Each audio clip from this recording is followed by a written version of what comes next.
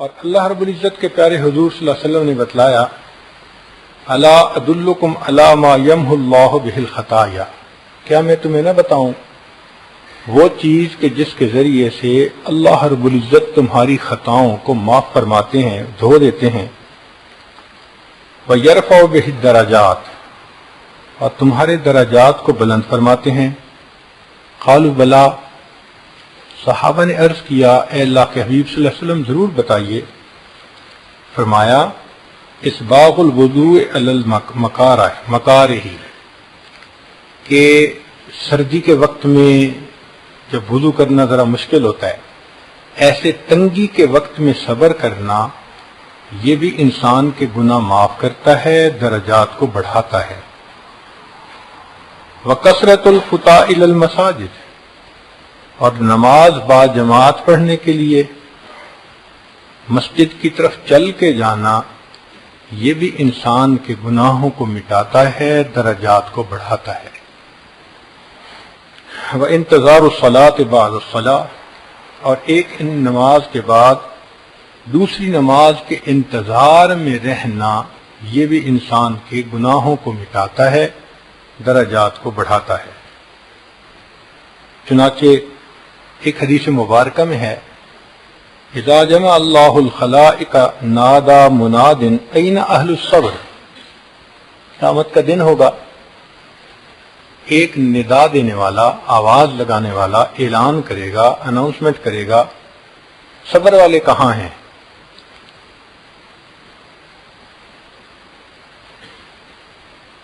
فیقوم ناس،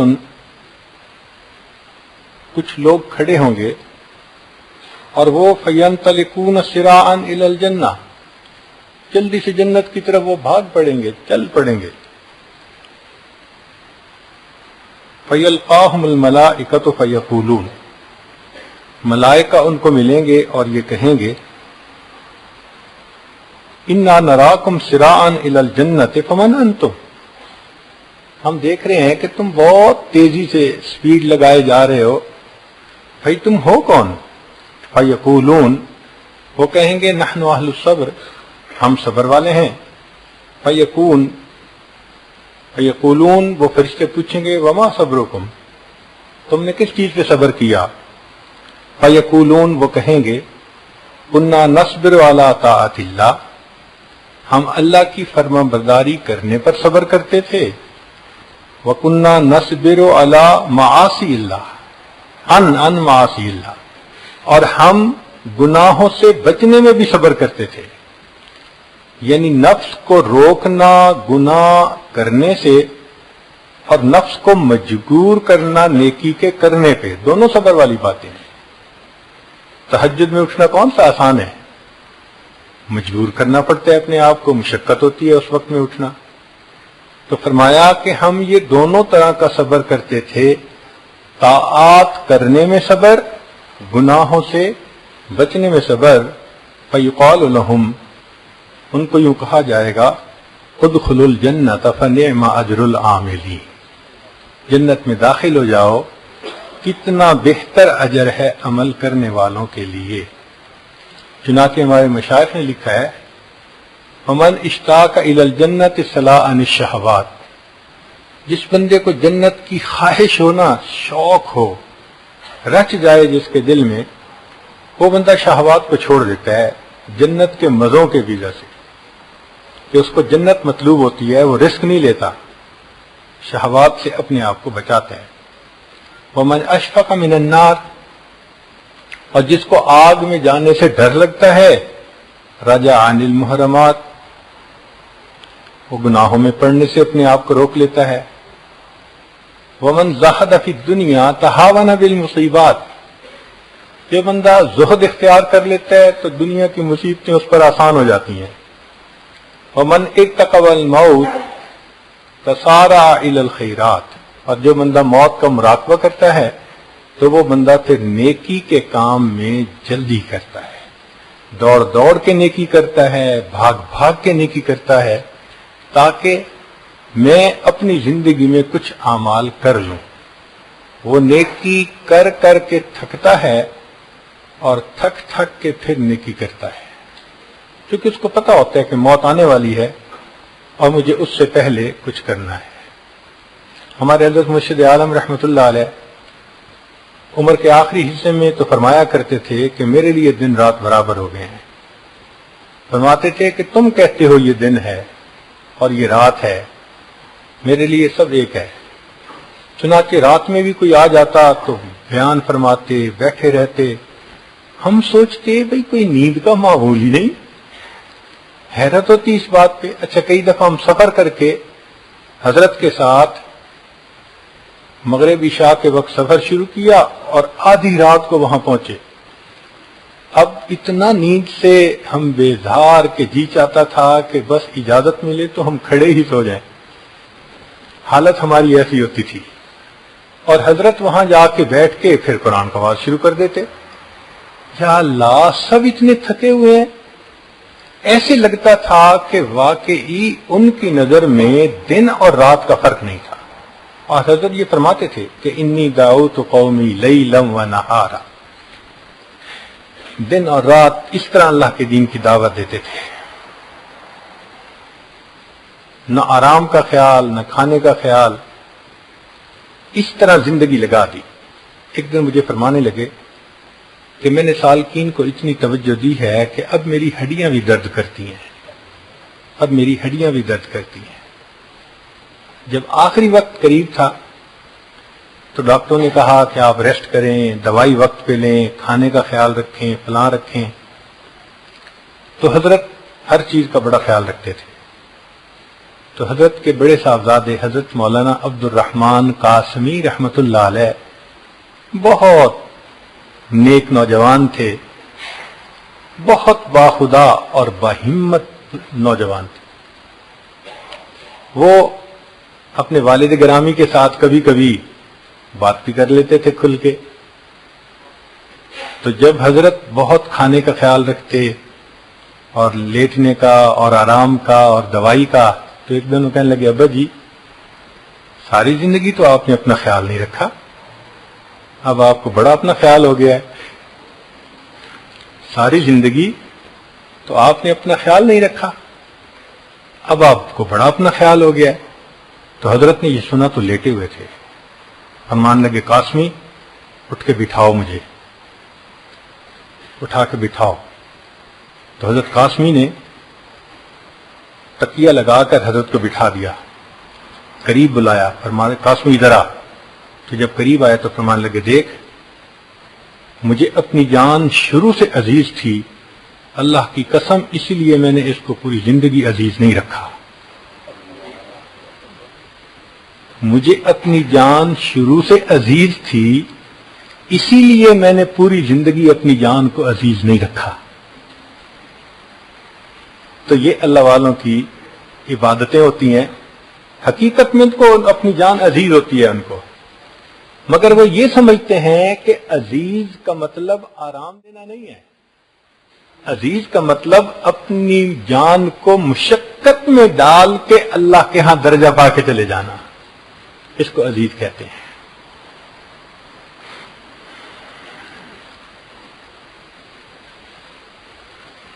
قرآن مجید میں صبر کے بہت زیادہ فضائل بتائے گئے ہیں۔ ایک تو فلاح کو صبر کے ساتھ نتھی کیا گیا، جیسے اصبروا وصابروا ورابطوا واتقوا اللہ لعلکم تفلحون، اس سے فلاح ملتی ہے۔ اور دوسرا مضاعفت اجر الصابرین، جو صبر کرنے والے کو اجر ملتا ہے وہ کئی گنا زیادہ ہوتا ہے۔ اللہ فرماتے ہیں انما یوفی الصابرون اجرہم بغیر حساب، کہ صبر کرنے والوں کو تو ہم بلا حساب اجر عطا فرما دیں گے۔ سبحان اللہ، رب کریم اگر کہیں کہ بلا حساب اجر، تو ذرا اندازہ لگائیں نا کہ کتنا اجر ہوگا۔ اللہ اکبر۔ پھر صبر کرنے والوں کو اللہ کی معیت ملتی ہے، ان اللہ مع الصابرین۔ پھر صبر کرنے والوں کو اللہ رب العزت مدد عطا فرماتے ہیں. استعینوا بالصبر والصلاۃ، تو اللہ کی مدد آتی ہے. اللہ کی مدد اترتی ہے. فرمایا بلا ان تصبروا وتتقوا ويأتوكم من فورهم هذا يمددكم ربكم. سبحان اللہ، یعنی فرشتوں کے نازل ہونے کی بشارت ان کو دے رہے ہیں کہ تم نے صبر کیا اس وجہ سے. بخمسۃ آلاف من الملائکۃ مسومین. نبی اسلام نے فرمایا ان النصر مع الصبر، کہ اللہ کی مدد تو صبر والے کے ساتھ ہوتی ہے. تو جو صبر کرتا ہے اللہ کی مدد ملتی ہے، اور اس صبر کی وجہ سے اللہ کی حفاظت ہوتی ہے. چنانچہ فرمایا ان تصبروا وتتقوا لا يضركم كيدهم شيئا. اگر تم صبر کرو گے اور تقوی اختیار کرو گے تو جو تمہارے دشمن ہیں، حاسد ہیں، وہ تمہارا بال بیکا بھی نہیں کر سکیں گے. تمہیں اللہ کی حفاظت نصیب ہو جائے گی. اور جب صبر والے جنت میں داخل ہونے لگیں گے تو قرآن مجید میں فرمایا والملائکۃ یدخلون علیہم من کل باب سلام علیکم بما صبرتم فنعم عقبی الدار. صبر کی وجہ سے فرشتے بھی ان کو سلام، مبارکیں مبارکیں ایسے دے رہے ہوں گے. فرمایا کہ صبر ایمان والوں کے لیے بہتر ہے. وَإِنْ عَاقَبْتُمْ فَعَاقِبُوا بِمِثْلِ مَا عُوقِبْتُمْ بِهِ وَلَئِنْ صَبَرْتُمْ لَهُوَ خَيْرٌ لِلصَّابِرِينَ. چنانچہ صبر کے اوپر بڑا اجر ملتا ہے. إِلَّا الَّذِينَ صَبَرُوا وَعَمِلُوا الصَّالِحَاتِ أُولَئِكَ لَهُمْ مَغْفِرَةٌ وَأَجْرٌ كَبِيرٌ. کبیر کا لفظ استعمال فرمانا اندازہ کر سکتا ہے انسان کہ اللہ رب العزت کتنا زیادہ اجر فرمائیں گے. فرمایا جعل الصبر من عزم الامور واصبر علی ما اصابک ان ذلک من عزم الامور. اور کامیابی کا وعدہ ان ایمان والوں کے ساتھ جو صبر کرتے ہیں. چنانچہ بنی اسرائیل والوں نے فرعون کی جو تکالیف تھیں اس کے اوپر صبر کیا. اللہ فرماتے ہیں وَتَمَّتْ كَلِمَةُ رَبِّكَ الْحُسْنَى عَلَى بَنِي إِسْرَائِيلَ بِمَا صَبَرُوا. تو دیکھو صبر کی وجہ سے اللہ کی یہ نعمتیں ان کو ملیں. پھر صبر کرنے والے سے اللہ محبت فرماتے ہیں وَاللَّهُ يُحِبُّ الصَّابِرِينَ.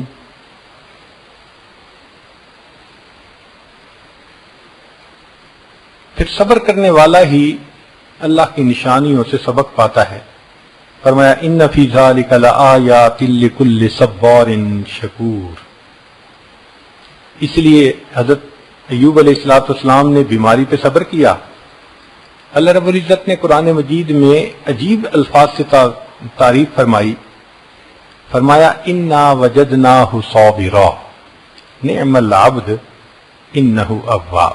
میرا کتنا اچھا بندہ تھا، میری طرف رجوع کرنے والا تھا. سبحان اللہ. کہتے ہیں کہ کسی نے ایوب علیہ السلام سے جب بیماری ختم ہو گئی تو اس کے بعد پوچھا تھا کہ حضرت آپ کی بیماری کا وقت اچھا تھا یا اب اچھا ہے؟ اب تو صحت ہو گئی، نعمتیں واپس مل گئی، تو وہ وقت اچھا تھا یا یہ اچھا ہے؟ تو فرمان لگے کہ بیماری کا وقت بہتر تھا. ان کا ہے یہ کیا بات ہوئی کہ بیماری کا وقت بہتر تھا؟ کہنے لگے ہاں جب بیمار تھا صبح ہوتی تھی اللہ تعالیٰ پوچھتے تھے ایوب تیرا کیا حال ہے، اور اس ہم کلامی کا یعنی جو الہام فرماتے تھے مزہ مجھے شام تک رہتا تھا.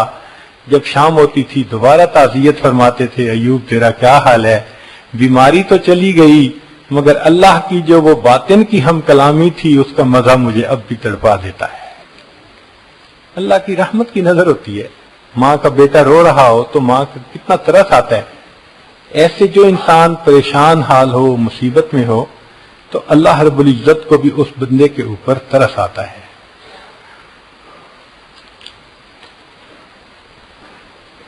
اس لیے فرمایا کہ انہ سبحانہ حکم بالخسران لمن لیس لہ صبر وتواصوا بالحق وتواصوا بالصبر.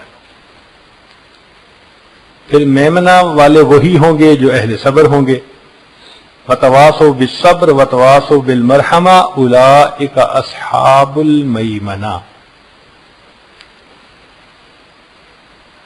فرمایا کہ ہم صبر والوں کو بہترین جزا دیں گے.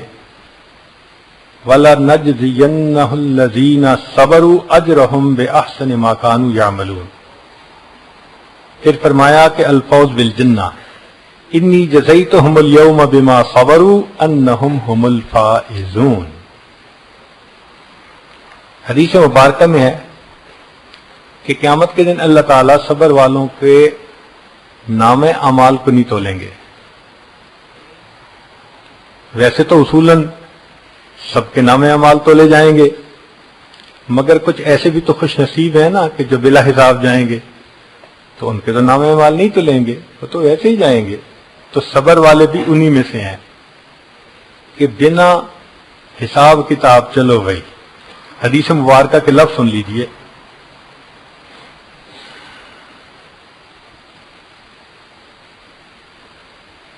حدیث قدسی ہے. اللہ رب العزت ارشاد فرماتے ہیں اذا وجہت الی عبد من عبیدی مصیبتا فی بدنہ او مالہ او ولدہ.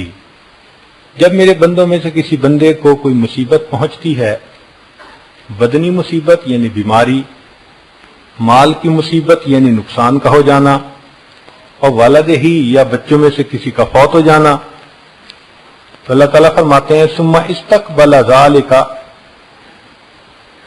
بصبر جمیل، اور وہ اس کا استقبال کرتا ہے ان مصیبتوں کا صبر جمیل کے ساتھ. استحییت منہ یوم القیامت ان انصب لہ میزانا او انشر لہ دیوانا. تو مجھے قیامت کے دن حیا آئے گی کہ میں اس بندے کا نام اعمال کھولوں یا اس کے لیے میں میزان قائم کروں کہ اس نے تو دنیا میں صبر کیا اور میں اس کا حساب کتاب لوں. اللہ فرماتے ہیں میں اس کا حساب نہیں لوں گا. چنانچہ صبر والے لوگ بنا حساب کے جنت میں جائیں گے.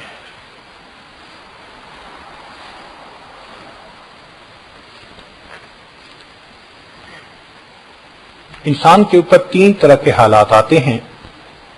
قرآن مجید میں اللہ فرماتے ہیں وَالصَّابِرِينَ فِي الْبَأْسَاءِ وَالضَّرَّاءِ وَحِينَ الْبَأْسِ.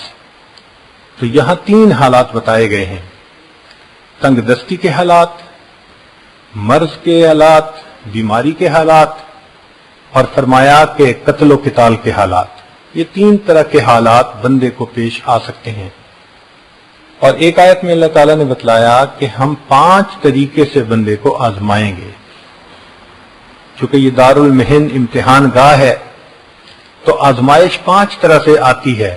فرمایا وَلَنَبْلُوَنَّكُمْ بِشَيْءٍ مِّنَ الْخَوْفِ وَالْجُوعِ وَنَقْصٍ مِّنَ الْأَمْوَالِ وَالْأَنفُسِ وَالثَّمَرَاتِ. یہ 5 آزمائشیں ہیں جو بندے پر آ سکتی ہیں. یعنی یہ 5 کوسچن ہیں جو اس امتحان گاہ میں تمہیں حل کرنے ہیں. اب کسی کو بیماری دے کے آزماتے ہیں، کسی کو کاروبار میں نقصان دے کے آزماتے ہیں، کسی کے قریبی عزیز کی جان لے کے آزماتے ہیں. یہ مختلف آزمائشیں ہیں، یہ آتی ہی رہتی ہیں بندے کے اوپر، بدل بدل کے آتی ہیں.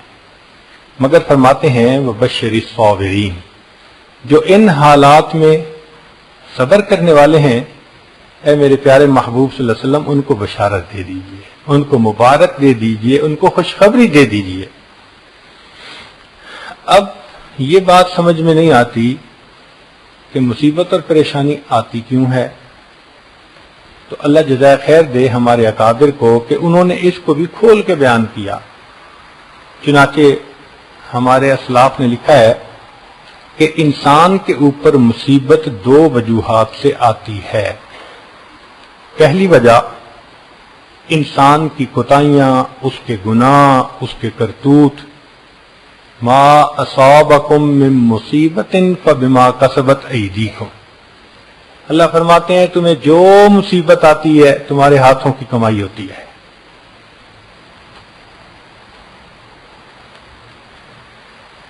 اس کی مثال یوں سمجھ لیجئے کہ غلطی ہوئی تو تھپڑ پڑ گیا. کہ بندہ بھی گناہ کرتا ہے تو اللہ تعالیٰ اس کو سمجھانے کے لیے کوئی مصیبت بھیج دیتے ہیں.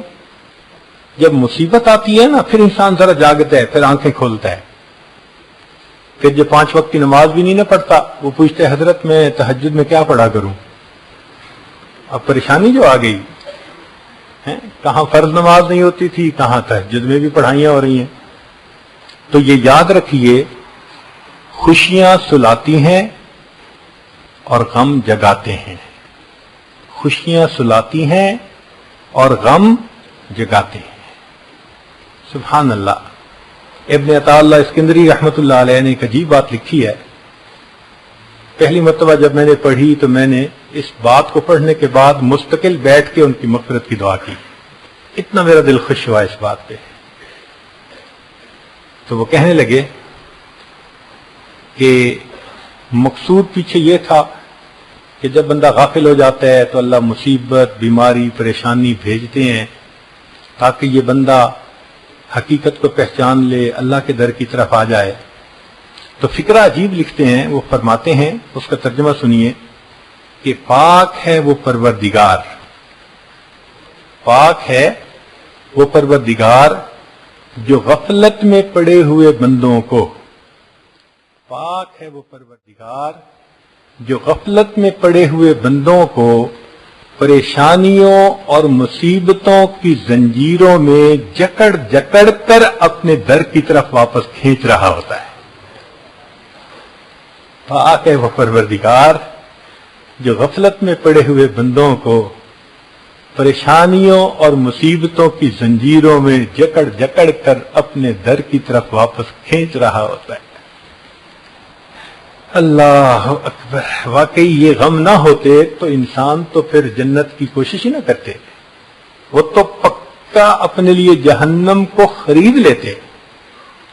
یہ تو شکر ہے کہ اللہ تعالیٰ کی طرف سے حالات ایسے آ جاتے ہیں کہ انسان کی آنکھ کھل جاتی ہے کہ میں کر کے آ رہا ہوں، اسے اپنی اوقات یاد آ جاتی ہے، اس کے لیے واپسی کا راستہ اللہ نے کھول دیا. تو واقعی یہ اللہ رب العزت کا بڑا فضل اور کرم ہے کہ اللہ تعالیٰ بندے کے گناہوں پر اس کو دنیا ہی میں سزا دے دیتے ہیں اور اس کو اپنی طرف متوجہ کر لیتے ہیں. کئی مرتبہ یہ سزا، یہ مصیبت، یہ گناہوں کی وجہ سے نہیں آتی، درجات بڑھانے کے لیے آتی ہے. مثال کے طور پہ بندے نے دعا مانگی، اللہ مجھے قیامت کے دن اپنے محبوب کے قدموں میں جگہ عطا فرما دے. دعا قبول ہو گئی. اب عمل تو ہے نہیں کہ قدموں میں جگہ ملے، تو کیسے ملے گی؟ تو اللہ رب العزت اس کے لیے بہانہ بناتے ہیں. کوئی بیماری بھیج دی، کوئی مصیبت بھیج دی، کوئی پریشانی بھیج دی، اور ان معمولی باتوں پہ جب وہ بندہ صبر کر لیتا ہے، اس صبر کو بہانہ بنا کر اللہ اس کی اس تمنا کو پورا فرما دیتے ہیں. تو آنے والی مصیبت ہمیشہ بری تو نہیں ہوتی، کئی مرتبہ اس میں فائدے بھی ہوتے ہیں. بھئی دیکھیں، ہر تکلیف بری نہیں ہوتی. کئی تکلیف تو ایسی ہوتی ہے کہ بندہ اس تکلیف کو برداشت بھی کرتا ہے اور تکلیف دینے والے کو پیسے بھی دیتا ہے. آپ بتائیں کہ اگر آپ کے جسم پہ کوئی بڑا پھوڑا ہو اور ڈاکٹر کے جناب اس کا آپریشن کرنا ہے، فیس ادا کریں گے؟ ہاسپٹل کی فیس بھی دیں گے، سرجن کی بھی فیس دیں گے. وہ کرے گا کیا؟ وہ چیرے گا. سبحان اللہ. چیر پھاڑ کے پیسے دے رہے ہیں اور بعد میں شفا ہوتی ہے تو اس کو دعائیں بھی دے رہے ہوتے ہیں. تو تکلیف پہنچانے والے کو پیسے بھی دیتے ہیں، دعائیں بھی دیتے ہیں. اس لیے تکلیف ہمیشہ بری نہیں ہوتی. اس لیے دعائیں دیتے ہیں، پیسہ دیتے ہیں کہ یہ چھوٹی تکلیف ختم ہو جاتی ہے، بڑی تکلیف سے بندے کو بچا لیتی ہے. اسی طرح اللہ تعالیٰ بھی کئی مرتبہ بڑے عذاب سے بچانے کے لیے اپنے بندوں پہ چھوٹی تکلیف بھیج دیتے ہیں. ہم چونکہ کوتاہ نظر ہیں، ہم اس کو محسوس نہیں کر پاتے کہ بھئی اس میں ہمارے لیے فائدہ کیا تھا، اس میں ہمارے لیے حکمت کیا تھی. ہم بس ذرا سی پریشانی مصیبت آئی تو واویلا مچانا شروع کر دیتے ہیں. اچھا یہ دیکھیں کہ بے صبری کا فائدہ کیا ہوتا ہے. مصیبت تو ٹلتی نہیں جو آ چکی ہوتی ہے. ہاں اتنا ضرور ہوتا ہے کہ اس مصیبت پہ جو اجر ملنا تھا وہ اجر ملنا بند ہو جاتا ہے. مصیبت پہ جو اجر ملنا تھا اجر ہی بند ہو جاتا ہے. تو پھر بے صبری کا فائدہ کیا ہوا؟ اس سے تو بہتر تھا انسان صبر کرتا تو اس کی وجہ سے اجر کا تو امیدوار ہوتا نا. تو فرمایا پہلی بات ما اصابکم من مصیبت فبما کسبت ایدیکم، اور دوسرا فرمایا ما اصاب من مصیبت فباذن اللہ، جو مصیبت تمہیں پہنچتی ہے اللہ کے علم سے، اللہ کی مرضی ہے. اللہ آزمائشیں بھی بھیج دیتا ہے. چنانچہ انبیاء کرام پر جو مصیبتیں آئیں وہ ان کے درجات بڑھانے کے لیے آئیں، قرب کے اعلیٰ ترین درجات ملے، وہ اس لیے تھیں. اب مصیبت آنے کی وجوہات تو سمجھ میں آ گئی. چنانچہ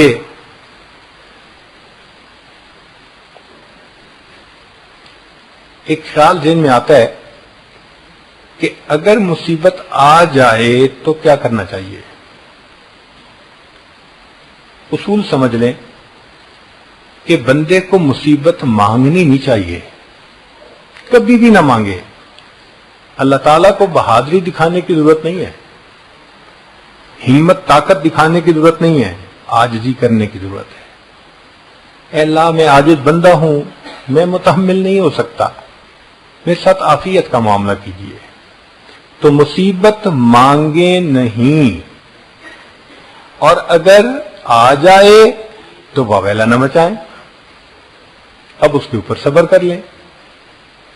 مگر قرآن مجید نے طریقہ بتا دیا کہ بھئی یہ مصیبت کم کیسے ہو سکتی ہے. مثال کے طور پہ کوئی فوت ہو گیا تو شریعت کہتی ہے کہ اس وقت تم یوں کہو انا للہ و انا الیہ راجعون. ان الفاظ کے پڑھنے سے دل کو تسلی ہو جاتی ہے. اچھا معنی بھی دیکھ لیجئے ذرا اس کے. انا للہ، اس کا معنی یہ ہے کہ ہم اللہ کے ہیں، ہم اللہ کی ملک ہیں، اللہ ہمارا مالک ہے. تو بھئی مالک کو اختیار ہوتا ہے نا، کسی چیز کو اوپر کی سٹوری پہ رکھ دے یا نیچے کی سٹوری پہ رکھ دے. تو یہ تو مالک کا اختیار ہے. کوئی کہہ تو نہیں نہ سکتا اور یہ آپ نے کرسی خریدی اس کو اوپر کی سٹوری پہ کیوں رکھا، اور یہ آپ نے اس کرسی کو بیسمنٹ میں کیوں رکھا. وہ کہے گا بھئی مالک ہوں، جب تک چاہوں اوپر رکھوں، جب تک چاہوں بیسمنٹ میں ڈال دوں. تو اللہ ہمارے مالک ہیں، جب تک چاہیں گے زمین کے اوپر رکھیں گے، جب چاہیں گے اس کی بیسمنٹ میں ڈال دیں گے، قبر میں پہنچا دیں گے. تو کوئی کچھ کہہ سکتا ہے کہ کیوں بچے کو جوانی میں موت آ گئی، لڑکپن میں موت آ گئی؟ بھائی مالک کی مرضی ہے. تو انا للہ، ان دو لفظوں نے یہ میسج دے دیا کہ تم اتنے بے صبر کیوں ہو رہے ہو. جس کی ملک تھی اس کا اختیار تھا، اس نے جب تک دنیا میں رکھا اور جب چاہا دنیا سے اگلے جہان میں پہنچا دیا. تو انا للہ کے الفاظ پڑھ کر وہ جو غم ہوتا ہے وہ تھوڑا کم ہو جاتا ہے. اب اگلی بات کہ دل کہتا ہے کہ اللہ ملک آپ کی تھی، ملکیت تھی، آپ نے بیٹا ماں سے تو لے لیا، مگر ماں کا تو دل دکھتا ہے نا، اور ملاقات کا دل چاہتا ہے تو ماں کیا کرے. تو اللہ نے بتلا دیا کہ دیکھو ملاقات کی دو صورتیں ہیں. ایک تو یہ کہ وہ واپس آ جائے تمہارا بیٹا، یہ پاسبل نہیں کہ مرنے کے بعد کوئی واپس آئے. ہاں ایک صورت یہ ہے کہ اپنے وقت پہ جب تم مرو گے تو ہم تجھے اس سے ملا دیں گے. یہ ملاقات کی دوسری صورت پاسبل ہے. اس لیے فرمایا کہ انا للہ و انا الیہ. تو پڑھنے والے کو تسلی ہو رہی ہوتی ہے کہ اچھا وہ اگر گیا ہے تو میں نے بھی تو جانا وہی ہے نا. اچھا عجیب بات ہے کہ جب سفر دونوں کا ہونا پھر کوئی پریشانی نہیں ہوتی. مثال کے طور پہ چھوٹی بچی ہے حنانا، وہ روتی ہے، وہ چاہتی ہے کہ بس میں اپنے بڑوں کے ساتھ رہوں. جب ایک دفعہ آنا تھا اس کو چھوڑ کے اس نے تو رو رو کے بے حال ہو گئی، ترس آتا تھا اس کو دیکھ کے. ہم نے سوچا کہ بھئی ہم اس کو آئندہ اس طرح نہیں چھوڑیں گے، تو ہم نے اگلی دفعہ اس کے لیے بھی عمرے کی ٹکٹ کروا لی یا حج کی ٹکٹ تھی. مگر اللہ کی شان کہ ہماری سیٹ 3 دن پہلے کی تھی اور اس کی سیٹ 3 دن بعد کی تھی. اب اس کی ماں نے اس کو سمجھانا شروع کر دیا کہ ہم نے بھی جانے اور دادا ابو نے بھی جانے، فلاں نے بھی جانے، مگر ان کی فلائٹ پہلے ہے ہماری بعد میں ہے، ہم بھی جا رہے ہیں. 3 دن اس بچی کو جب یہ سمجھاتے رہے تو ہم حیران ہوئے کہ اس بچی نے ایئرپورٹ پہ ہنستے ہوئے ہمیں الوداع کیا. وہ بچی جس نے پہلے ہنگامہ کیا تھا، سمجھ نہیں آتی تھی کہ اس کے آنسو کیسے روکیں، اب اس بچی نے اتنا اچھا بہیو کیا. ریزن کیا تھی؟ اب اس بچی کے ذہن میں یہ تھا کہ یہ جدائی لمبی نہیں، ان کی فلائٹ آج ہے اور ہماری فلائٹ 2 دن کے بعد ہے. اس دن مجھے ایک بات سمجھ میں آ گئی کہ اللہ آپ نے جو فرما دیا کہ تم مصیبت کے وقت یہ پڑھ لیا کرو کہ انا للہ، بھئی تمہاری فلائٹ تو چلی گئی، مسئلہ اتنا نہیں، انا الیہ، 2 دن بعد ہماری بھی فلائٹ آنے والی ہے. تو پھر یہ چیز بندے کے لیے برداشت کرنی آسان ہو جاتی ہے.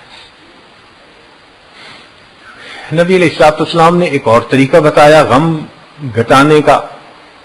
فرمایا کہ اگر کوئی بھی تمہارا قریبی پیارا لوڈ ون فوت ہو جائے تو تم اس وقت میری جدائی کو بھی یاد کیا کرو. حدیث پاک اذا اصیب احدکم بمعصیۃ بمصیبۃ فلیذکر مصیبۃ بی، کہ جب تم میں سے کسی کو کوئی مصیبت پہنچے تو وہ میری جدائی والی مصیبت کو یاد کر لے، کیونکہ وہ مصیبت تو اعظم المصائب، بڑی مصیبتوں میں سے ایک ہے، سب سے بڑی مصیبت. صحابہ رضوان عنہم کے لیے نبی علیہ الصلوۃ والسلام کی جدائی سے بڑی مصیبت اور کوئی نہیں تھی، اس سے بڑا دکھ نہیں تھا. اس لیے کسی نے کہا فاصبر لکل مصیبت وتجلدی وَعْلَمْ بِأَنَّ الْمَرْءَ غَيْرُ مُخَلَّدِ فَإِذَا ذَكَرْتَ مُصِيبَةً وَمَصَابَهَا فَاذْكُرْ مَصَابَكَ بِالنَّبِيِّ مُحَمَّدِ. تو محبوب صلی اللہ علیہ وسلم کی جدائی والے ہی ان کی مصیبت کو یاد کر لینا، یہ چھوٹی مصیبتیں بہت آسان ہو جائیں گی. حضرت اقتص رحمۃ اللہ علیہ تھانوی رحمۃ اللہ علیہ لکھتے ہیں کہ مصیبت کو کم کرنے کا بہترین طریقہ یہ ہے کہ آدمی غور کرے اس آیت پر ان اللہ مع الصابرین، کہ صبر کرنے والے کے ساتھ اللہ ہوتے ہیں. وہ فرماتے ہیں کہ اگر اس کا مراقبہ کر لے نا بندہ تھوڑی دیر بیٹھ کے کہ مصیبت تو آئی ہے، اگر میں صبر کر لوں گا اللہ میرے ساتھ ہو جائیں گے، تو اس بات پر انسان کا غم ہلکا ہو جاتا ہے. اور ہمارے مشائخ صوفیاء نے لکھا ہے کہ نبی علیہ الصلوۃ والسلام پر جب بہت مصیبت پریشانی آتی تھی اللہ تعالیٰ تسلیاں دیتے تھے.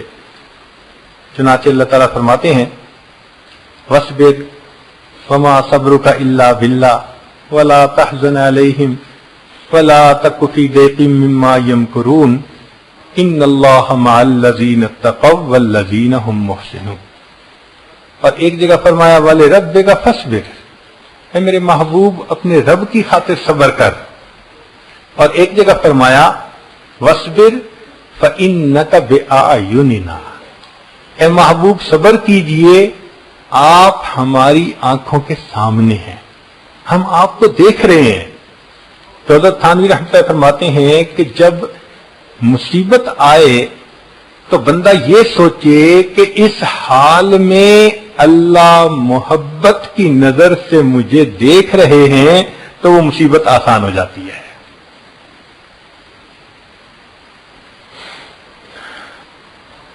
جیسے کسی عاشق نے کہا تھا بجرم عشق تو امی کشند ہو غائیس تو نیز برسر باما عجب تماشائی. کہ اے محبوب تیرے عشق کے جرم میں مجھے قتل کیا جا رہا ہے، ذرا تو کھڑکی کھول کے جو ہے جھانک لے اور دیکھ لے کہ میں اس وقت تیرے نام پہ اپنے آپ کو قربان کر رہا ہوں. تو فرماتے ہیں کہ دنیا کے محبوب جو ہیں وہ یہ الفاظ کہتے ہیں، تو جو اللہ کے عاشق ہوں ان پر کوئی مصیبت آئے تو وہ تو پھر اس پہ پریشان نہیں ہوتے، اس کو من جانب اللہ سمجھتے ہیں. اس لیے کسی نے کہا تیرا غم بھی مجھ کو عزیز ہے، تیرا غم بھی مجھ کو عزیز ہے کہ وہ تیری دی ہوئی چیز ہے. تیرا غم بھی مجھ کو عزیز ہے کہ وہ تیری دی ہوئی چیز ہے. محبوب کا دیا ہوا غم بھی اچھا لگتا ہے بندے کو.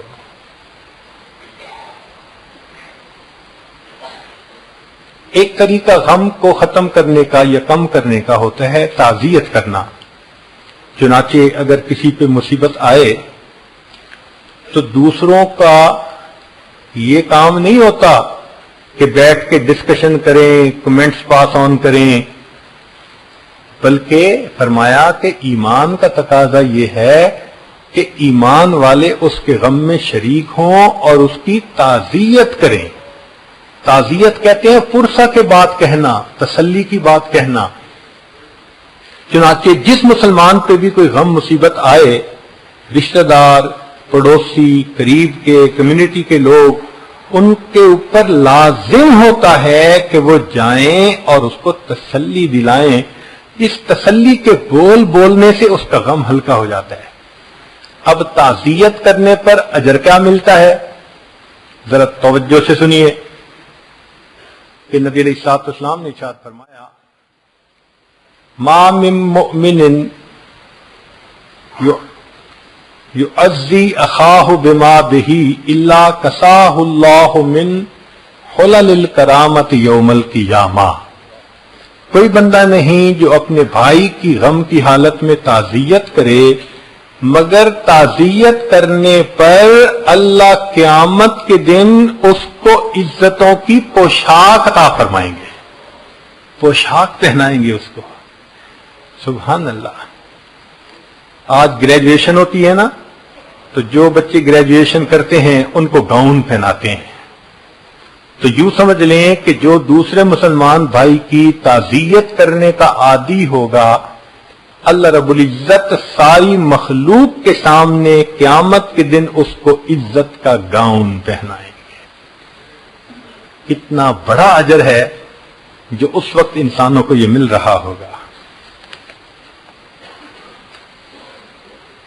چنانچہ سیدنا عباس نانو جب فوت ہوئے تو ایک بدوی آیا دیہاتی، اور اس نے عبداللہ ابن عباس لانو کی تعزیت کی. تو تعزیت عجیب الفاظ میں کی، کہنے لگا اصبر نکن بک صابرین فانما صبر الرعیت بعد صبر الراسی، کہ آپ صبر کریں کیونکہ آپ کے صبر پر ہم صبر کریں گے. اس لیے کہ رعیت کا صبر ان کے امیر اور حاکم کے صبر کے اوپر ہوتا ہے. خیر من العباس اجرک بعدہ، جو عباس لانو کے جانے کے بعد آپ کو اجر ملا وہ ان سے تمہارے لیے زیادہ بہتر ہے.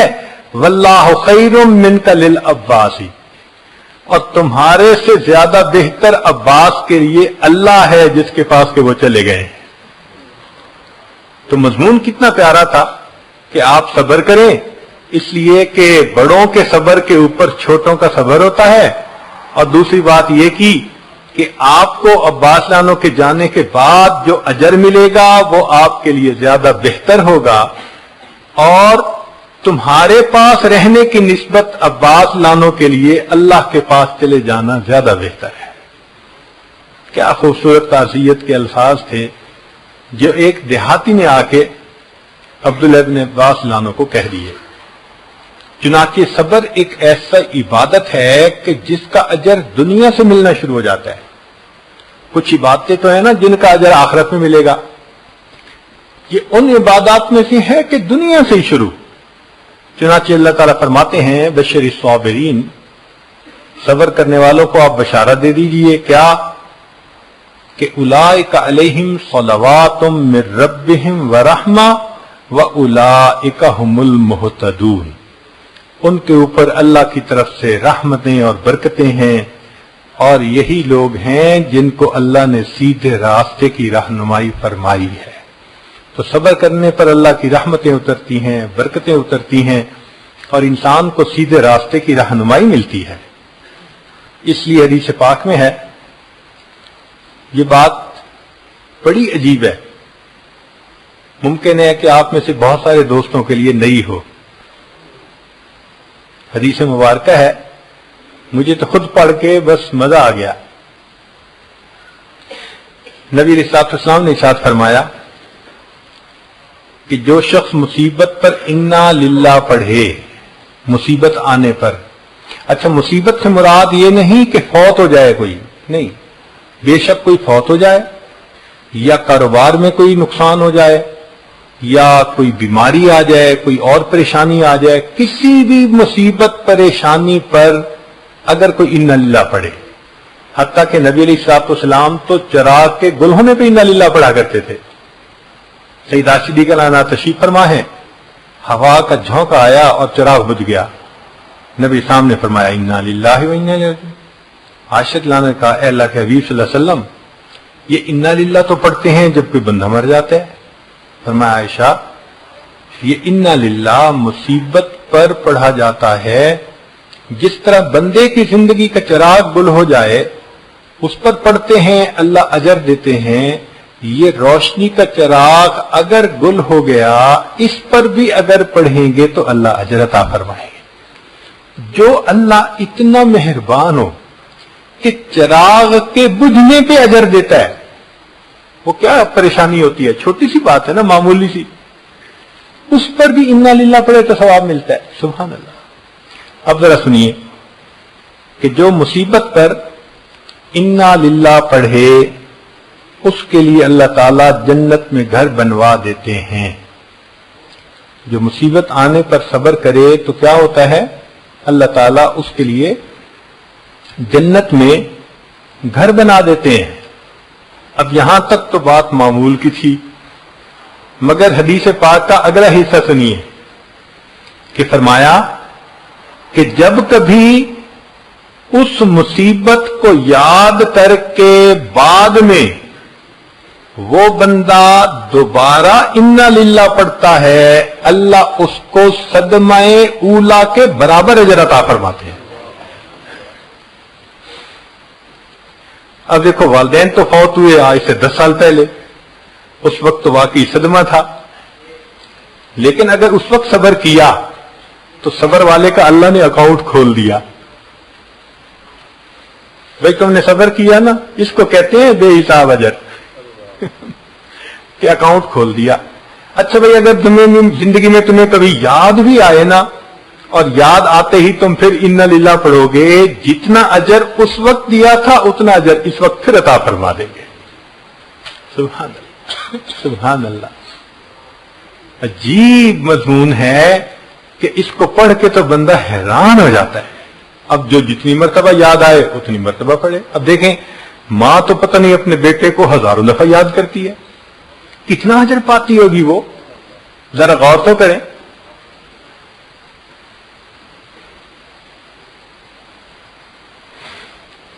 ایک حدیث مبارکہ میں ہے کہ جب بندہ فوت ہوتا ہے، نماز اس کے دائیں جانب، زکوٰۃ بائیں جانب، احسان اس کے اوپر سایہ کر لیتا ہے. صبر کہتا ہے کہ اس ساتھی کو ہر صورت عذاب سے بچانا ہے، اگر تم میرے ساتھ رہے تو ٹھیک، ورنہ میں اکیلا ہی اس کو عذاب سے بچانے کے لیے کافی ہو جاؤں گا.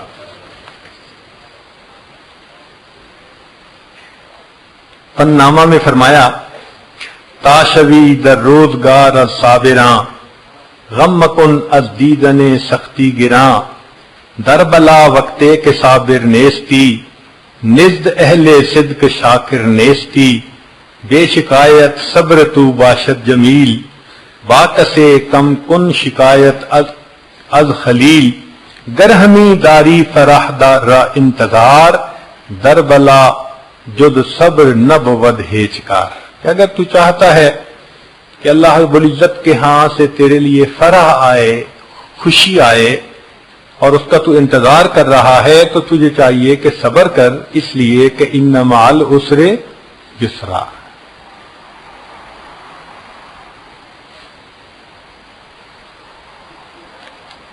اسی حدیث پاک میں ہے کہ جب کوئی بندہ بیمار ہوتا ہے تو اللہ تعالیٰ فرشتوں کو فرماتے ہیں کہ دیکھو میرا یہ بندہ بیمار ہو گیا، جو صحت کے زمانے میں یہ معمولات کرتا تھا اب یہ نہیں کر سکے گا، تم اس کا اجر اسی طرح لکھتے رہنا، اسی طرح لکھتے رہنا۔ اور پھر دوسری بات یہ کہ اس کی ہر کروٹ کے بدلنے پر بھی اجر لکھنا، اور فرمایا کہ یہ کراہے گا، ہر کراہنے کے اوپر سبحان اللہ پڑھنے کا اجر لکھنا۔ اللہ اکبر، سبحان اللہ۔ مومن کے کیا مزے ہیں، نعمت ملے تو شکر ادا کرو تو بھی جنت، اور غم آئے صبر کرو تو بھی جنت۔ اللہ تیری شان بڑی ہے۔ اس لیے فرمایا اذا احب اللہ عبدا ابتلاہ، اللہ جب کسی بندے سے محبت فرماتے ہیں آزماتے ضرور ہیں، مگر وہ آزمائش اس کے درجے بڑھانے کے لیے ہوتی ہے، اس کو اپنے قریب کرنے کے لیے ہوتی ہے۔ تندیے باد مخالف سے نہ گھبرا اے عقاب، یہ تو چلتی ہے تجھے اونچا اڑانے کے لیے۔ تو یہ غم جو آتے ہیں نا اونچا اڑاتے ہیں۔ ہماری زبان میں کہتے ہیں سکھ دکھاں تو دیواں وار، دکھاں آن ملائم یار۔ ان سکھوں کو میں دکھوں پہ قربان کر دوں، دکھوں نے مجھے میرے یار سے ملا دیا، دکھوں نے مجھے میرے یار سے ملا دیا۔ چنانچہ حضرت مجد رسانی رحمۃ اللہ علیہ فرماتے ہیں کہ انسان کی تربیت اللہ تعالی دونوں طرح سے کرتے ہیں، کبھی جمال کی تجلیات کے ذریعے سے اور کبھی جلال کی تجلیات کے ذریعے سے۔ جب جمال کی تجلیات ہوتی ہیں تو بہاریں ہوتی ہیں، رزق کی فراوانی، عزت کی فراوانی، لوگوں کی زبان پہ تعریفیں، گھروں میں محبتیں، پیار، آسانیاں، یہ اللہ تعالی کی جمال کی نظر ہونے کی دلیل ہوتی ہے۔ اور کبھی کبھی اللہ تعالی بندے کو جلال کی تجلی سے بھی آزماتے ہیں۔ تو جب جلال کی تجلی ہوتی ہے، کوئی فوت ہو جاتا ہے، کوئی بیمار ہو جاتا ہے، کاروبار میں لاس ہو جاتا ہے، کوئی اور ایسا کام ہو جاتا ہے کہ جس سے ذلت ہوتی ہے، خواہ کا کوئی مسئلہ بن جاتا ہے، کوئی نہ کوئی ایسی دکھ پریشانی کی بات بن جاتی ہے، تو بندہ سمجھ لے کہ اب میری جلال کی تجلیات سے تربیت ہو رہی ہے۔ مگر فرماتے ہیں کہ عجیب بات یہ ہے کہ جب جمال کی تجلیات ہوتی ہیں تو سالوں کی عبادت پر وہ ترقی نہیں ملتی کہ جب جلال کی تجلیات آتی ہیں صبر کرنے پر لمحوں میں وہ ترقی مل جاتی ہے۔ اگر لوگوں کو مصیبت کے صبر کے اوپر اجر کا پتہ چل جائے تو یہ تو اللہ سے مصیبت مانگنے پہ تیار ہو جائیں گے، اتنا اجر ہوتا ہے۔ مگر مشائخ نے منع کیا کہ مصیبت کوئی نہ مانگے، اللہ تعالیٰ کو بہادری دکھانے کی کوئی ضرورت نہیں، وہ بن آزمائے بھی اجر دے سکتا ہے۔ تو اس لیے ابدیت ہی دکھائیں کہ اللہ بس کمزور ہوں، میں اس قابل نہیں ہوں ناپ تول کے، بس تو ویسے ہی مہربانی فرما دے اور اجر عطا فرما دے۔ چنانچہ غم کم کرنے کا ایک طریقہ کہ بندہ یہ سوچے کہ میرے گناہوں کی میل دھوئی جا رہی ہے۔ جیسے ماں بچے کو دیکھتی ہے کہ اس کے جسم پہ نجاست لگ گئی، بدبو آ رہی ہے، تو ماں سے برداشت نہیں ہوتا، بچے کو اٹھا کے لے جاتی ہے، اب بچہ رو رہا ہوتا ہے مگر وہ اس کا رونا برداشت کرتی ہے، پانی ڈال کے دھوتی ہے، چاہے سردی کا موسم ہو چاہے کچھ ہو، اور جب بچہ دھل جاتا ہے پھر اس کو پاؤڈر خوشبو لگا کے اچھے کپڑے پہنا کے لاتی ہے تو دیکھنے والے اس کو گود میں لے لیتے ہیں۔ یہی معاملہ اللہ رب العزت بھی بندے کو دیکھتے ہیں کہ میرے بندے نے یہ خطا کی، یہ گناہ کیا، یہ گناہ کیا، اب میل زیادہ ہو چکی، اب اس کو صابن لگانے کی ضرورت پیش آ گئی، تو پھر اللہ تعالیٰ غم کا صابن بھیج دیتے ہیں۔ تو اس وقت بے صبری کا مظاہرہ نہیں کرنا چاہیے، ورنہ جو بے صبری کا مظاہرہ کرتا ہے اللہ پہلے سے بڑی مصیبت بھیجتے ہیں، اور بے صبری کرتا ہے اس سے بھی بڑی مصیبت آتی ہے۔ اس کی مثال ایسے سمجھیں کہ جیسے باپ بچے کو سمجھانا چاہتا ہے کہ یہ سوری کر لے، تو پہلے تو اس کو بلا کے کہتا ہے کہ تم نے غلطی کیوں کی، نیت ہوتی ہے کہ میرے کہنے پر ہی سوری کر لے تو معاف کر دوں گا۔ اب اگر وہ بچہ نہیں سمجھتا تو ذرا ترش نظروں سے دیکھتا ہے، تمہیں کہا نہیں تھا، مقصد کیا ہوتا ہے کہ اب مان جا۔ اب اگر پھر بھی وہ نہیں یہ بات کہتا تو پھر اس کو پکڑ کے دھمکاتا ہے، دو لگاؤں گا، اور پھر بھی نہیں سمجھتا تو پھر ایک لگا بھی دیتا ہے، اور جب دیکھتا ہے کہ تھپڑ لگانے سے بھی نہیں سمجھا پھر جوتا اتارتا ہے۔ تو دیکھیں جو سزا کا لیول تھا نا وہ بڑھتا گیا، یہی بندے کے ساتھ معاملہ۔ تو بہتر نہیں کہ جوتا اترنے سے پہلے ہم جب وہ بلائیں، اور ہم نے واقعی کچھ بچوں کو دیکھا اتنے سمجھدار ہوتے ہیں، باپ ذرا بلائے نا، پتا ان کو کہ ہونا کیا ہے تو پہلے ہی رونا شروع کر دیتے ہیں۔ ہم نے ایک جگہ دیکھا والد نے بچے کو بلایا اور وہ روتا ہوا آ رہا ہے، باپ کہنے لگا اچھا رو نہیں، چلا جا واپس۔ ہم نے بھائی یہ بڑا سمجھدار نکلا۔ تو اللہ والوں نے بھی یہی طریقہ سکھایا ہے کہ تم پہلے ہی رونا شروع کر دو، اللہ کمزور ہوں، اللہ میں بس گناہگار ہوں، خطا کار ہوں، میں نادم ہوں، میں شرمندہ ہوں، پلیز اللہ پلیز بس مجھے معاف کر دیجیے۔ اللہ تعالیٰ مہربانی فرما دیتے ہیں، وہ تو چاہتے ہیں معاف کرنا، بندے نے تو معافی کی شکل بنانی ہوتی ہے، وہ تو بہانہ ڈھونڈتے ہیں۔ چنانچہ ایک حدیث پاک میں ہے کہ ایک صحابی لانوں کی دور جاہلیت میں کسی عورت کے ساتھ آشنائی تھی۔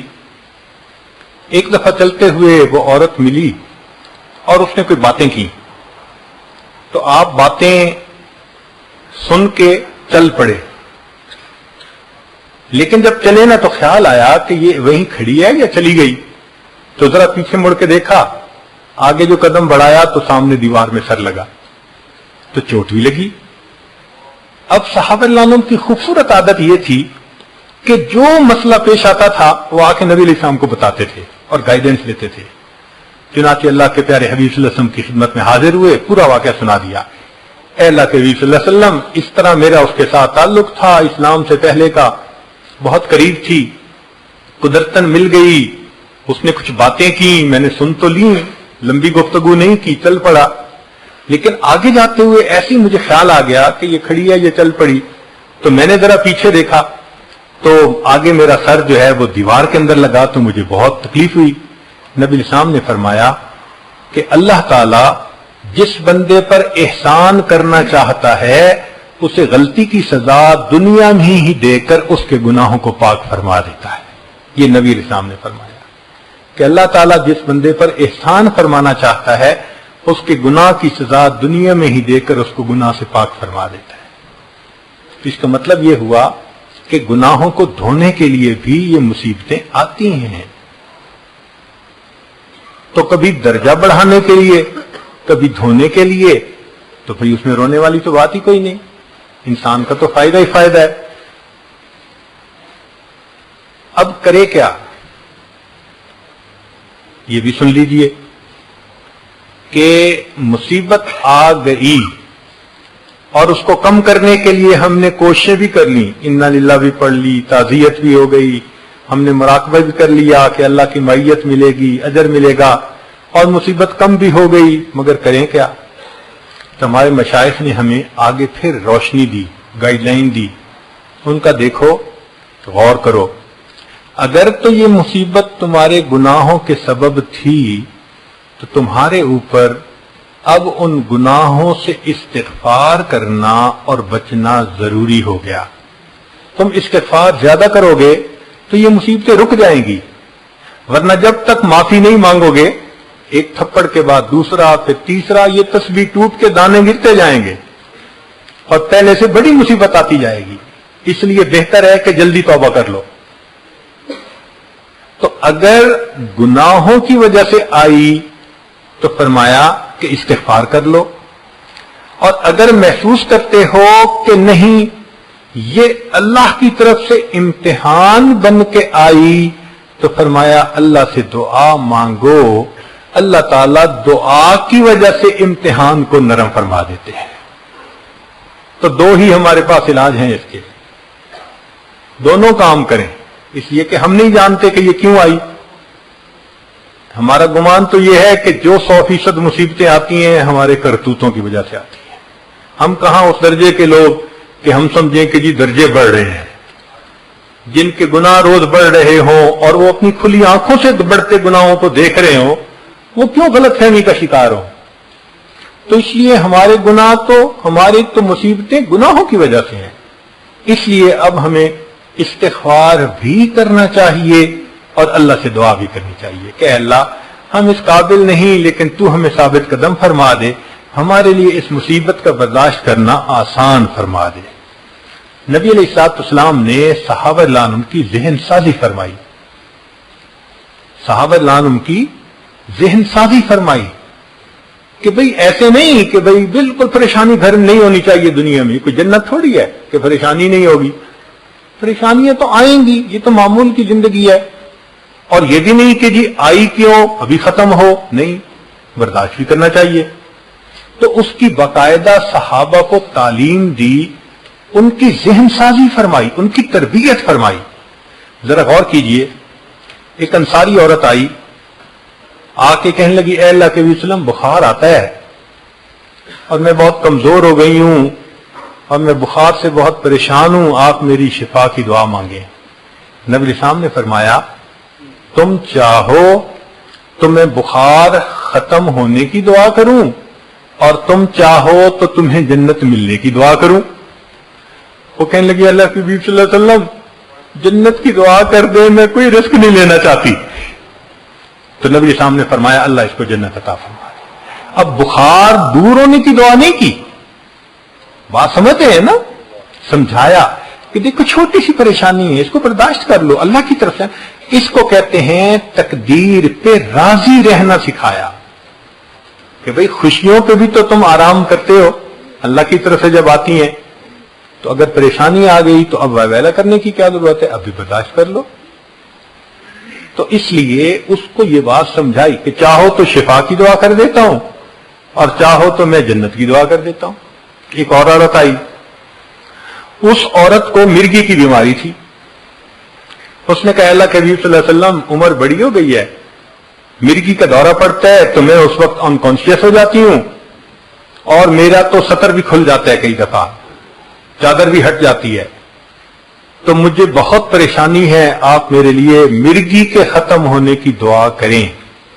نبی اسلام نے فرمایا تم چاہو تو مرگی کے ختم ہونے کی دعا کروں اور چاہو تو اس کے بدلے جنت ملنے کی دعا کروں.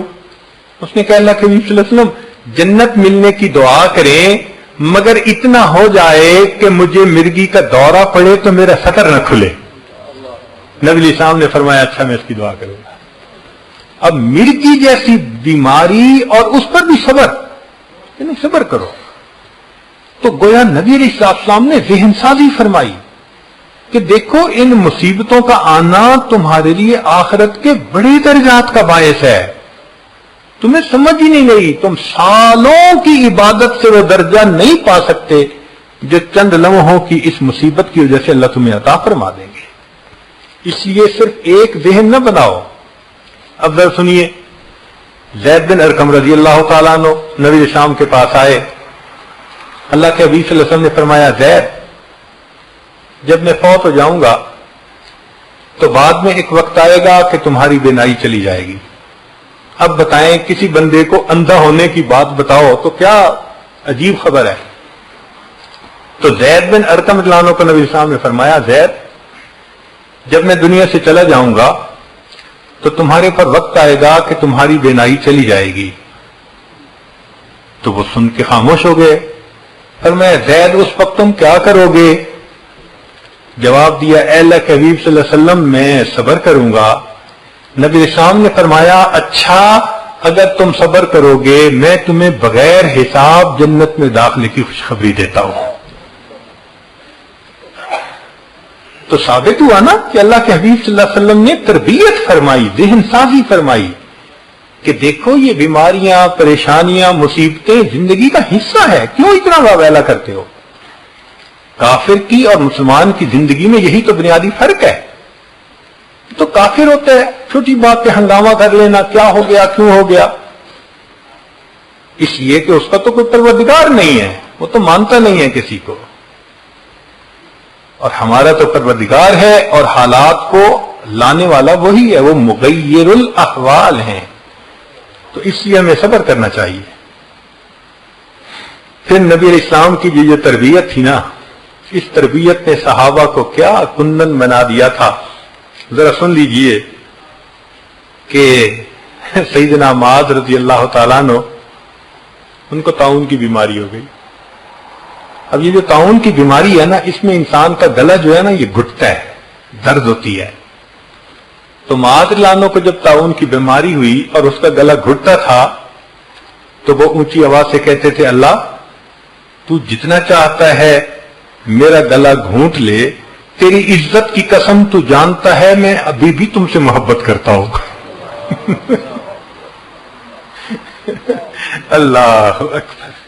محبوب صلی اللہ علیہ وسلم کی تربیت کیا کام آئی کہ اللہ تو جتنا چاہتا ہے میرا گلا گھونٹ لے، تیری عزت کی قسم میں ابھی بھی تجھ سے محبت کرتا ہوں. سبحان اللہ.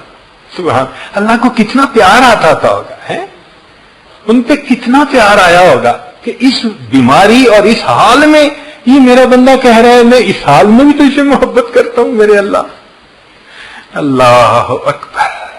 مرد تو مرد تھے، عورتوں کے بھی دل نبی علیہ الصلوۃ والسلام نے بہت بڑے بنا دیے تھے. ام سلیم رضی اللہ تعالیٰ عنہ عورت ذات ہیں، خاوند پردیس میں ہے، پیچھے بیٹے کی ولادت ہوئی اور جب جس رات خاوند نے پہنچنا تھا چند گھنٹے پہلے بیٹے کی وفات ہو گئی. اب بتائیں ماں بیٹے کی وفات پر کیا کرتی ہے؟ کوئی پوچھ کے روتی ہے تو شور مچ جاتا ہے، اس کے تو آنسو اس کے قابو میں نہیں ہوتے. مگر یہ وہ صحابیہ تھی کہ جس کو نبی علیہ السلام کا پڑھایا ہوا سبق یاد تھا، وہ جانتی تھی کہ صبر کے اوپر اجر ملتا ہے. اب اس نے سوچا میں رہوں گی، میرا خاوند پردیس سے آئے گا اور آتے ہی اسے بچے کی موت کی خبر ملے گی تو وہ مسافر پہنچتے ہی پریشان ہوگا اپنے گھر پہ، تو اس کا دل دکھے گا، تو میں بیوی کا کیا فائدہ. اس نے بیٹے کی وفات کی بات کو اپنے دل میں رکھا، نہلا دیا، بچے کے اوپر کپڑا ڈال دیا اور خود بن سنور کے تیار ہو گئی. ذرا غور کیجئے، میاں آئے، پوچھا میں اتنے مہینے پہلے گیا تھا تو آپ اس وقت حاملہ تھیں، کیا بنا؟ اللہ نے بیٹا دیا تھا. ان کا بیٹا کہاں ہے؟ کہنے لگا بڑا پرسکون ہے. اب پرسکون کا لفظ ایسا کہہ دیا جو زو مانا تھا کہ خاوند سمجھا سویا ہوا ہے، چلو بھائی رات کا وقت ہے، صبح اٹھیں گے تو ملاقات کر لیں گے. اور وہ تو کہہ رہی تھی کہ پرسکون ہے، مرنے کے بعد پرسکون ہو جاتا ہے بچہ. تو خاوند کو نہیں اندازہ ہوا، چنانچہ انہوں نے کھانا کھایا. پھر رات کا جو وقت تھا میاں بیوی نے بات چیت کی، حتیٰ کہ اس رات وہ اکٹھے بھی ہوئے، ملے بھی صحیح. ذرا تصور کیجئے جس ماں کے بیٹے کی لاش چارپائی پہ سامنے پڑی ہو، کیا سینے میں دل ہے اس کا کہ اپنے خاوند کی خوشی کی خاطر وہ اپنے خاوند کے ساتھ وقت گزار رہی ہے. اس کا دل تو رو رہا ہوگا نا اندر سے بچے کی جدائی پہ، اس کے دل کی کیا حالت ہوگی. قربان جائیں صحابیات نے نبی اسلام کی تعلیمات کو کیسے قبول کیا. چنانچہ جب خاوند اپنی ضرورت سے فارغ ہو گیا، ریلیکس ہو گیا، سو بھی لیا، صبح اٹھا تو صبح مسجد میں جانے سے پہلے وہ پوچھتی ہیں اگر کوئی آدمی کسی کو امانت دے اور پھر کچھ عرصے کے بعد واپس مانگے تو کیا کرنا چاہیے؟ اس نے کہا بھائی امانت دے اور واپس مانگے تو واپس دینی چاہیے۔ کہنے لگے خوش ہو کے دینی چاہیے یا غمزدہ ہو کے؟ اس نے کہا خوش ہو کے دینی چاہیے۔ کہنے لگے اچھا، پھر اللہ نے بھی آپ کو بیٹے کی امانت عطا فرمائی تھی، اللہ نے آپ کے پہنچنے سے کچھ دیر پہلے وہ امانت واپس لے لی، آپ بخوشی جائیں اپنے بیٹے کو قبر میں ڈال کر اللہ کی امانت اللہ کے سپرد کرائیں۔ یہ عورت کہتی ہے سبحان اللہ سبحان اللہ، حق ادا کر دیا نبی علیہ الصلوۃ والسلام کی صحبت کا، حق ادا کر دیا۔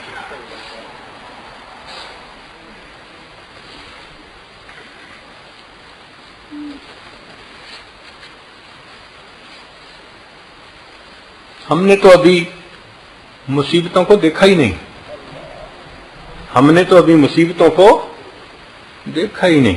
یہ کیا مصیبتیں ہوتی ہیں؟ کسی رشتہ دار قریبی کا فوت ہونا، بیمار ہونا، دکھ پریشانی، یہ تو معمول کی چیزیں ہیں۔ لوگوں پہ تو ایسی ایسی پریشانیاں آتی ہیں، اللہ اکبر۔ نبی اسلام نے بنی اسرائیل کی ایک عورت کا واقعہ بتایا کہ طواف کر رہی تھی، کتابوں میں یہ واقعہ لکھا ہے، شاید کسی بزرگ نے بتایا ہوگا، ہاں، کہ وہ طواف کر رہی تھی اور کہہ رہی تھی اللہ میں اس حال میں بھی تجھ سے راضی ہوں، بار بار یہ لفظ کہہ رہی تھی، اے اللہ میں اس حال میں بھی تجھ سے راضی ہوں۔ پھر تھوڑی دیر بعد کہتی تھی اللہ اس حال میں بھی میں تجھ سے راضی ہوں۔ تو جب طواف کر چکی تو کسی نے پوچھا آپ کیا بات کر رہی تھی؟ تب اس نے اپنی کہانی سنائی، کہنے لگی میرے 3 بیٹے، تینوں بچپن لڑکپن کی عمر میں تھے، میں گھر کے اندر تنور میں روٹیاں پکا رہی تھی۔ ایک دن پہلے میرے خاوند نے بکری گھر کے اندر ذبح کی تھی، تو میرے بچے نے، بڑے نے اس کو ذبح کرتے دیکھا تھا۔ اب وہ خاوند نے چھری اندر کہیں رکھ دی، وہ بڑے بچے کو نظر آ گئی، تو وہ بڑا بھائی اپنے چھوٹے بھائی کو کہنے لگا تمہیں پتہ ہے ابو نے بکری کو ذبح کیا تھا؟ اس نے کہا اچھا، اس نے کہا میں تمہیں بتاؤں کیسے ذبح کیا تھا؟ اب وہ بچے کھیل میں، تو جو درمیانہ تھا وہ کہنے لگا بتاؤ۔ اس نے درمیانے بھائی کو لٹا لیا، اور بچے کو نہیں پتا تھا کہ وہ چھری کتنی تیز ہے، اس نے اس کو بتانے کے لیے کہ ابو نے ایسے گلے پہ چھری پھیری تھی، جو چھری پھیری تو وہ چھوٹے بھائی کا ونڈ پائپ کٹ گیا۔ اب جب ونڈ پائپ کٹا تو وہ تڑپنے لگا، اور جب تڑپا تو آواز آئی تو کہنے لگی کہ میں بھاگی، اندر جا کے دیکھا تو اس وقت تک میرے بیٹے کا سانس بند ہو چکا تھا، میرے بیٹے کا سانس بند ہو چکا تھا۔ تو میں بچے کو اٹھا کے کٹا ہوا گلا لا کے باہر چارپائی پہ میں نے لٹایا، تو میں نے سوچا کہ یہ میرا دوسرا بیٹا جو تھا وہ کہاں چلا گیا؟ وہ ڈر کے مارے لکڑیاں پڑی ہوئی تھی ان کے پیچھے جا کے چھپ گیا۔ میں اسے ڈھونڈنے لگی کہ یہ بڑا گیا کہاں ہے؟ کہنے لگی جب میں گئی اور میں نے جا کے دیکھا تو جہاں وہ چھپا تھا وہاں سانپ تھا، سانپ نے اس کو ڈسا اور اس بچے کی لاش وہاں پڑی ہوئی تھی۔ تو کہنے لگی میں بڑے بیٹے کی لاش اٹھا کے لائی اور چارپائی پہ دوسرے بیٹے کی لاش کو بھی آ کے لٹا دیا۔ اتنے میں مجھے تیسرے کا خیال آیا کہ وہ جو رینگنے والا تھا، چھوٹا کرول کرنے والا بیبی، وہ کدھر؟ وہ تو میرے قریب ہی تھا۔ کہنے لگا جب میں نے آ کے دیکھا وہ کنویں کے، وہ اس تنور کے اندر گر گیا تھا۔ کہتے ہیں اس کی کوئلہ بنی ہوئی لاش میں نے اپنے ہاتھوں سے اٹھائی، تینوں بیٹوں کی لاش میں نے چارپائی پر رکھی، ان کو نہلایا، کفنایا، اللہ کی امانتیں اللہ کے سپرد کر کے عمرہ کرنے آ گئی، اور میں کہہ رہی ہوں اللہ میں اس حال میں بھی تجھ سے راضی ہوں، اللہ میں اس حال میں بھی تجھ سے راضی ہوں۔ ہم نے تو مصیبتیں دیکھی نہیں ہیں ابھی، اللہ کے بندوں پہ کیا کیا گزرتی ہے۔ قریب کے زمانے میں بہادر شاہ ظفر کا بادشاہ کہلاتا ہے، نیک طبیعت کا انسان تھا، لیکن اس کے ساتھ کیا ہوا کہ جب اس کو قید کیا تو دشمنوں نے 12 بیٹے تھے اس کے، ان کو گرفتار کر لیا اور پھر بہادر شاہ ظفر کو کہا جی ہم نے آپ کی دعوت کرنی ہے. اس کے لیے دسترخوان بچھایا گیا اور اس کو کہا کہ جی آپ برتن کھولیے اور اپنی دعوت کے لیے ابتدا کیجیے. وہ پہلا برتن کھولتا تھا، بڑے بیٹے کا سر اس کے اندر تھا، دوسرا کھولا دوسرے کا سر، تیسرا بہادر شاہ ظفر نے 12 جوان بیٹوں کے سر اپنی آنکھوں کے سامنے دیکھے. اس پر اس نے کہا تھا نہ کسی کی آنکھ کا نور ہوں، نہ کسی کے دل کا قرار ہوں، جو کسی کے کام نہ آ سکے میں وہ ایک مشت غبار ہوں. کوئی مجھ پہ آنسو بہائے کیوں، کوئی مجھ پہ دیپ جلائے کیوں، کوئی مجھ پہ پھول چڑھائے کیوں، میں وہ بے کسی کا مزار ہوں. میرا رنگ روپ بدل گیا، میرا یار مجھ سے بچھڑ گیا. میرا رنگ روپ بدل گیا، میرا یار مجھ سے بچھڑ گیا. جو چمن خزاں سے اجڑ گیا، میں اسی کی فصل بہار ہوں. کبھی اللہ بہار دکھا دیتا ہے، تخت و تاج پہ بٹھا دیتا ہے، اور کبھی اللہ خزاں دکھاتا ہے، 12 جوان بیٹوں کے سر اپنی آنکھوں سے بندہ دیکھتا ہے. ہم نے کہا مصیبتیں دیکھی ہیں. اس لیے اللہ رب العزت نے ہمیں جس حال میں رکھا ہے ہم اللہ کا شکر ادا کریں. چھوٹی موٹی پریشانیوں پر نہ شکایت کریں، نہ شکوے کریں، نہ کوئی اور کریں، بس صبر کر کے اتنی دعا مانگیں میرے مولا کمزور ہیں، ہم ناپ تول کے قابل نہیں ہیں، ہم ناپ تول کے قابل نہیں ہیں. چنانچہ ایک نقطے کی بات سمجھ لیجئے کہ جو حفاظ ہوتے ہیں نا تو ان کو جب انعام دینا ہوتا ہے تو پھر کسی بڑے حافظ کو بلاتے ہیں. جو حدیث کے طلباء پاس ہوتے ہیں تو ان کو انعام دینے کے لیے کسی بڑے محدث کو بلاتے ہیں. یہ دستور ہے کہ بشارت کسی کامل سے دلوائی جاتی ہے پاس ہونے کی. چنانچہ اللہ رب العزت نے ایمان والوں کو بشارت دلوائی نبی علیہ السلام سے، فرمایا وبشر الصابرین. یہ اللہ تعالیٰ اپنے محبوب کو فرماتے ہیں، اے میرے محبوب آپ بشارت دے دیجئے. حضرت ثانی رحمۃ اللہ نے نقطہ لکھا کہ قرآن کا لفظ ثابت کر رہا ہے اللہ کے محبوب پہ جو مصیبتیں آئیں اتنی مصیبتیں امت میں کسی کے اوپر نہیں آئی. آپ اکمل الصابرین تھے. اور حدیث پاک فتح الباری میں یہ ہے نبی اسلام نے فرمایا اذیت فی اللہ ما لم یؤذ احد. مجھے اللہ کے راستے میں اتنی اذیتیں پہنچائی گئی کہ کسی کو اللہ کی خاطر اتنی اذیتیں نہیں پہنچائی گئی. جو اللہ کے محبوب ہیں وہ اگر اتنے امتحانات میں سے نکل رہے ہیں تو ہمیں بھی چاہیے کہ ہم اپنی زندگی میں جیسے اللہ کی نعمتوں پر خوشیوں کا اظہار کرتے ہیں، اگر کبھی کوئی مشکل بھی آئے، حالات بھی آئیں تو شکوہ زبان پہ نہ لائیں، بلکہ اپنے اللہ سے دعائیں مانگیں، گناہوں کی معافی مانگیں، ناپ تول سے اللہ سے معافی مانگیں.